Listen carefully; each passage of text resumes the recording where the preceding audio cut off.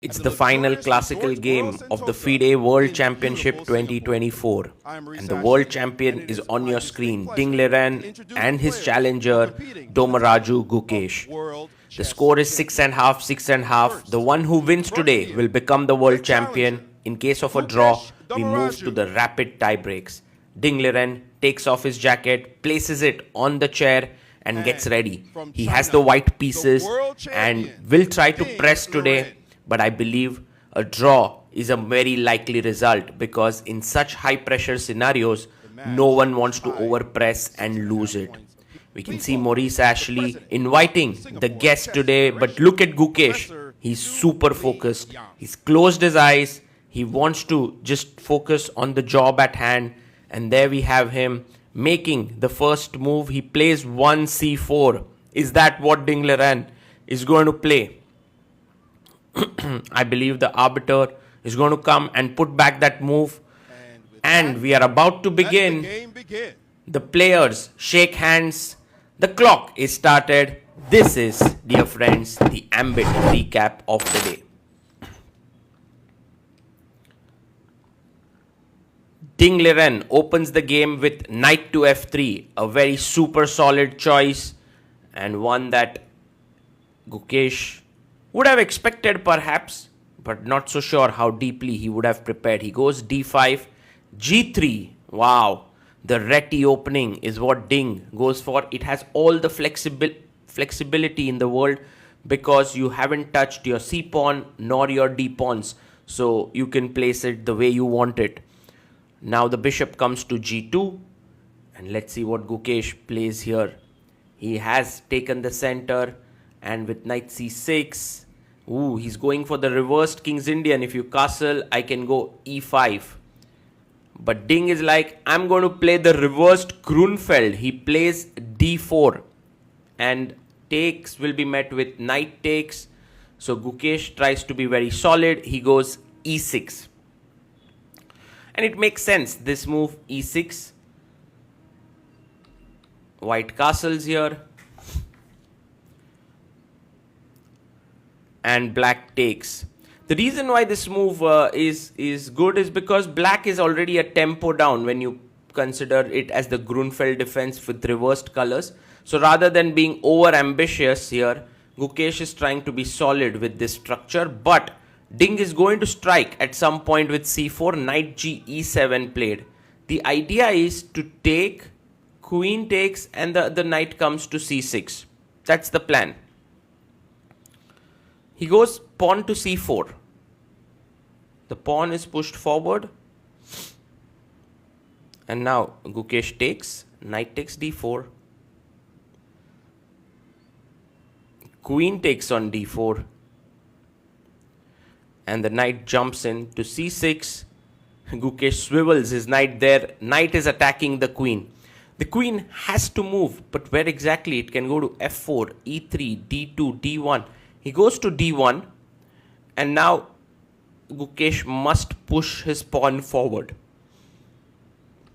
And he does it. Pawn to d4. This is a very strong pawn. But if you look at the development, black is lagging behind. His king is in the center. The bishop is not yet developed. The rook is here. He plays bishop to c5.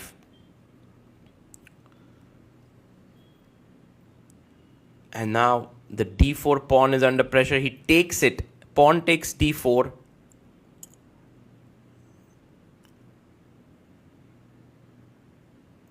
And he takes back with the bishop. The bishop is nicely centralized here and looking very strong, putting pressure in both directions.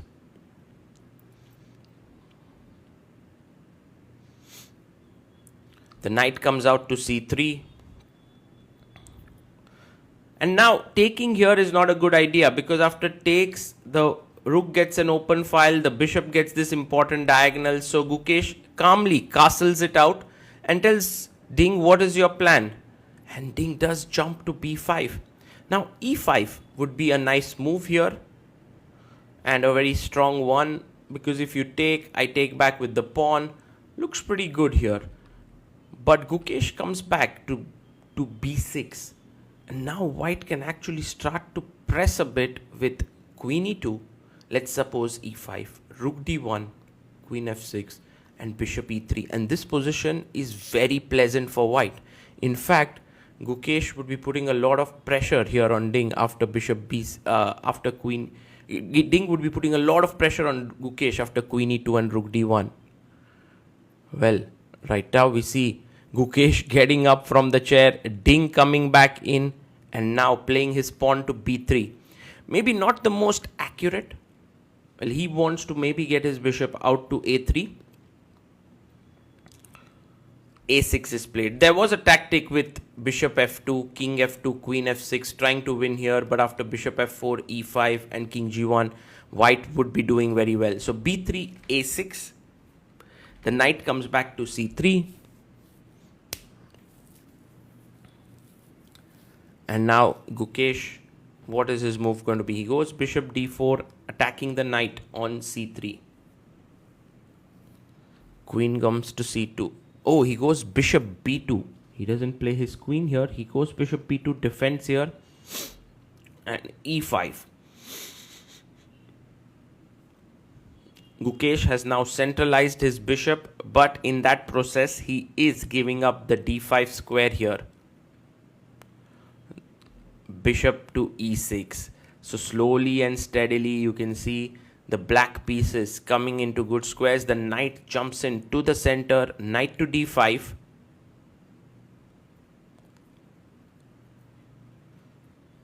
And now this is hanging. But he goes b5. What a move this is by Gukesh. b5 is an amazing move. So you could have played even a little bit calmly. You could have taken here. Maybe tried to bring your knight in. Although f4 is quite irritating there. But b5 just destabilizes the knight on d5. He takes the pawn, which is not particularly a great idea. But I think Ding has found a way to equalize the position. His idea now after ab5 is to move the knight away, attack the knight here. Yes, knight to f4, nice move played.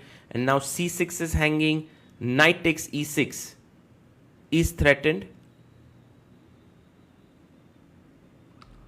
Well, he plays e takes f4.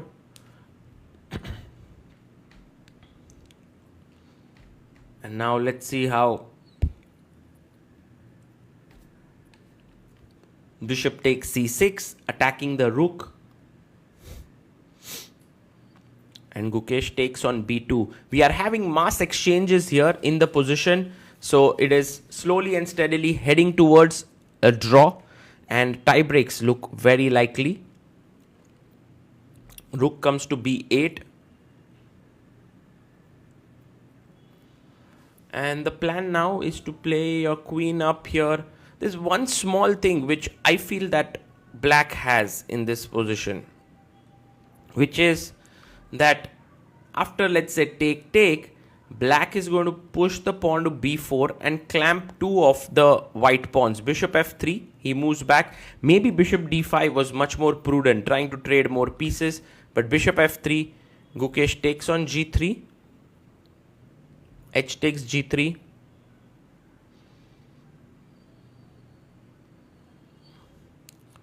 And now pawn to b4. So there's a slight pressure here. Nothing much, nothing serious, but one pawn sort of clamps the two pawns and Ding immediately wants to unravel. He's like, I don't want to keep waiting with you, Gukesh, trying to put pressure. B takes a3.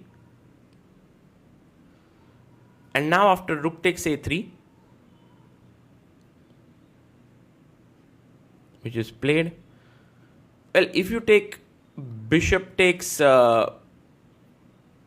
b3, then you're going to lose a piece after rook b1. That's the problem. So g6 is played here.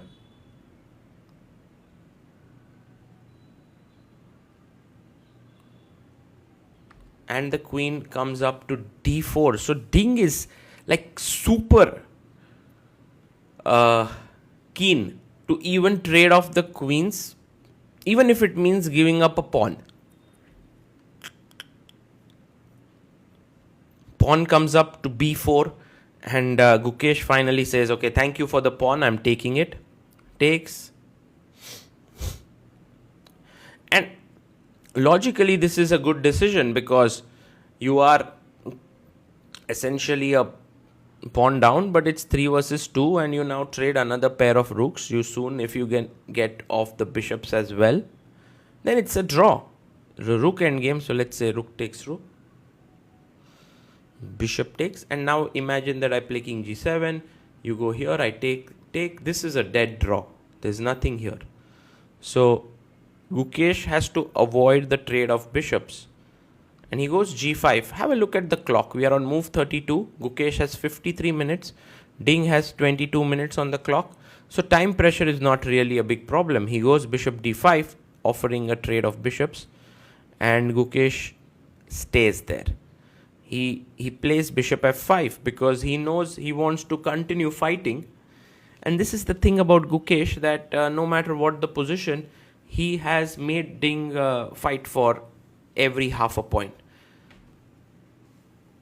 But here doesn't seem very likely that he'll be able to convert. He plays his king to g7, and in fact the tie breaks will really be very interesting because everyone has predicted that Ding is slight favorite when it comes to tie break. He has a much higher rapid rating.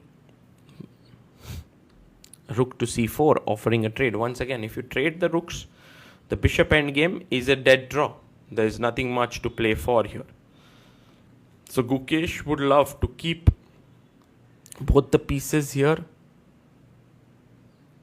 And he goes rook b1 check.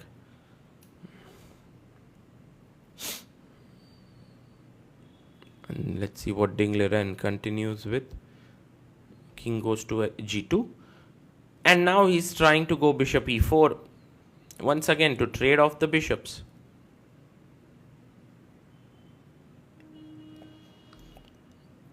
Rook e1.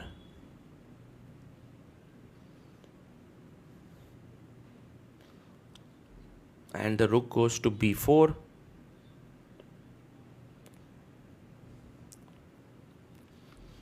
h5 has been played here with the idea maybe at some point to go h4, but I think what Gukesh is aiming for is g4, f5, king h6, king g5 and h4. So he has a long-term plan in mind and he'll try to execute it. Not so sure if he'll be successful here, but at least you keep playing. Also, the tie break is just the next day. So if you're able to play a long game, by the way, 40 moves are done. So Ding Liren gets 30 more minutes on the clock. He's 38 minutes on the clock, but Gukesh has 1 hour 12 minutes. King h6 and Gukesh gets up. Ding comes back in.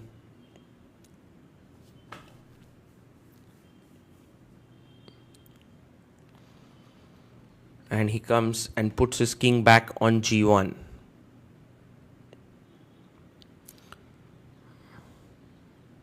I'm a little bit in awe of how Gukesh is playing here because, you know, most of the players would already have lost the intent to play on. You know, they would continue, but not with this laser sharp focus that Gukesh is showing. Pawn to g4.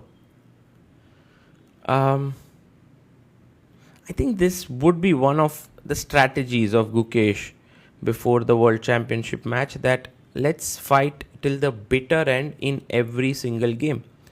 And that's the commitment that he's showing even now when the draw is in sight. But I think having an extra pawn means that you can continue. Like bishop b7 played.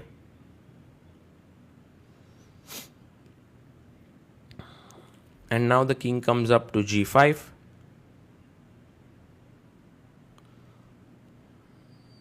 So this plan which we were talking about of f5 coming in, f3 has been played.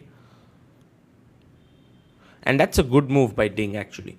Because now with trading another pair of pawns, it'll become very tough for Gukesh to win.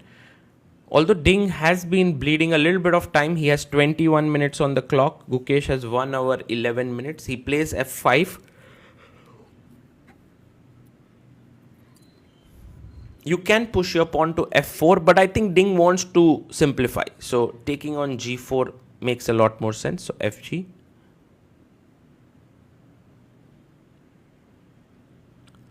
He takes back at g4.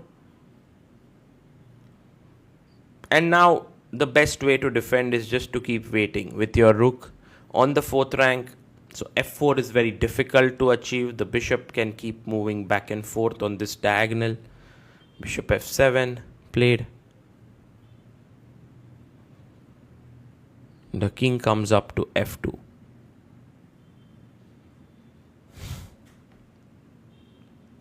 He gives a check. At this point, we have tickets of the tiebreak that have gone live. So many people can go and check them out and buy them. And I think in 7 minutes, we have sold almost all the tickets, because the tiebreaks, very likely king goes back to f6. A rook check.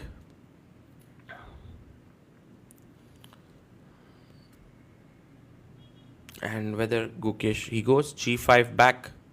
And I think Ding will come back to b4. Yes, he's not going to allow pawn to push. He's at 16 minutes on the clock. Gukesh keeping an hour, more than an hour on the clock. Bishop e6 played. Rook a4.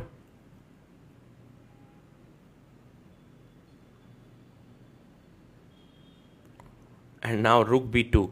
Attacking the bishop here. Well, if you move your bishop here to c6, that would be nice. But bishop a8, also a nice move. Just putting the bishop in the corner of the board. The only thing is the bishop now can move only on this diagonal, king f6. Not that it matters much. Rook f4 played by Ding. Another good move. And let's see what Gukesh plays here. He goes king e5. Ding takes a sip of water. 9 minutes on the clock for the remaining game. Gukesh has 1 hour 7 minutes. He plays rook f2 and it's a huge blunder. It's a huge blunder. Let's look at Gukesh's expressions here. Look at him. He zones in. He can't believe. He can't believe what has happened here. He moves in. He's like, what? Ding, did you really play this? Guys, the winning idea is to take the rook and put the bishop on d5. And look at Gukesh. He's seen it. He can't believe it. The world championship is moments away. Because if he wins this, he becomes the world champion. He tries to focus here. And now takes the rook. Rook takes f2. And Ding knows he's blundered. Look at Ding there. Bishop d5 played, offering a trade of bishops there. He looks at Ding. And now a bishop trade cannot be avoided. That is the main problem of having the bishop there. And this is a lost king and pawn endgame. Unbelievable turnaround. We'll have to refund the tickets for sure, because this is over. Look at Ding there. He's lost it. Gukesh gets up and starts walking around, just like his typical walk that he does. King comes up to e3, but this is over. King will come to e5 and he will push back the white king here. For example, if king f2, king d4, king e2, king here, king here, king here. And when you push him back, you're simply going to win this pawn. And there you have it. Ding Liren has lost. Gukesh can't believe what has just happened here. This is the ultimate moment of the World Championship. Ding Liren is going to throw in the towel here. He pauses the clock. He resigns the game. Gukesh is the world champion. Look at Ding congratulating him. Look at Gukesh. He's smiling. He can't believe he's become the world champion here. It's absolutely stunning moment in the history of chess, because not only has Gukesh become the world champion, Ding moves out, but Gukesh has become the youngest world champion ever at the age of 18 years only. And he looks up at God. Thanks, the Almighty. The arbiter wants to shake hands with Gukesh, but Gukesh is in his own world. He's laughing, he's crying, he has all emotions flowing out. He's so happy. But he also remembers all the hard work put in, all the nervous tension and energy that he went through. And you never see Gukesh with so many emotions. He is generally so stoic. Look at that smile on his face. The crying there. Wow, this might well be one of the most beautiful celebrations after becoming the world champion as he puts back his opponent's pieces. This is what he learned as a little kid, to set up the chessboard. But this time, it's just so much more special. Arkady Dvorkovich, the FIDE president, comes and shakes hands with him. And Gukesh now starts to set up his pieces there as all the journalists join in to take a shot of him. And there we have Maria Emelianova shooting him, taking a nice little shot there. And Gukesh placing the pieces, everyone congratulating him. And that final act, just kind of pays his respect to the chessboard, which has given him so much, and puts back his player card. Maybe one of the most amazing moments in chess history, and raises his hands in victory. Dommaraju Gukesh is the world champion. He's now going to move out and meet his team. As he moves out of the playing hall, everyone follows him, but he wants to meet his dad. There you have it. Gukesh comes out and his dad Rajnikant waiting for him as they hug. What a moment this is. What a moment. What a beautiful moment as his dad and him relive that amazing journey that they have had. Over a decade of chess, and Gayevsky, his head trainer. Wow. This is absolutely amazing. We are in tears. And you can check out more videos of this final moments on ChessBase India. But for now, we'll leave you with this. Dommaraju Gukesh is the world champion, and we couldn't be more happy. This December, the world's top chess minds clash in the heart of New York City at the FIDE World Rapid and Blitz Championship. Witness world number one Magnus and other stars from across the globe. Rapid and Blitz, chess in its most thrilling form, unpredictable and unforgettable. Fast moves, tactics and blunders, and moments that will keep you on the edge of your seat. Witness the pinnacle of chess excitement. Get your tickets now at worldrapidandblitz.fide.com.